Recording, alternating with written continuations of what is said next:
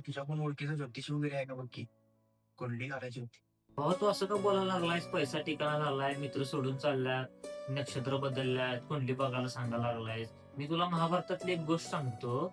ज्यावेळी महाभारताचं युद्ध चालू होणार होतं, त्यावेळी धृतराष्ट्रानं दुर्योधनाची कुंडली बघायला राजज्योतिषाला बोलवलं होतं.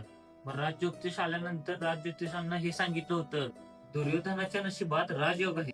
आणि मग पुढे काय झालं? पण महाभारताचं युद्ध झालं असं की दुर्योधनाची अर्धी सेना या 8व्या दिवशी नष्ट झाली. त्यावेळी धृतराष्ट्र चिंतेत पडला. त्यांनी परत राजज्योतिषाला विचारलं की तुम्ही तर म्हटलेला की माझ्या मुलग्याच्या जीवनात राजयोग आहे.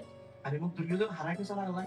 त्याच्यावर राजज्योतिष काय म्हणाले, तिथं कोणतरी अशी व्यक्ती आहे त्यांनी नक्षत्रांची दिशा बदलून टाकली. ती व्यक्ती तुला जाणून घ्यायचंय का कोण होती? तिथं स्वतः श्रीकृष्ण होते. आणि जिथं श्रीकृष्ण असतात तिथं विजय हा ठरलेलाच असतो. आणि तुला सुद्धा या संकटातून बाहेर पडायचं असेल तर तुला हरे कृष्ण महामंत्राचा जप करावा लागतो.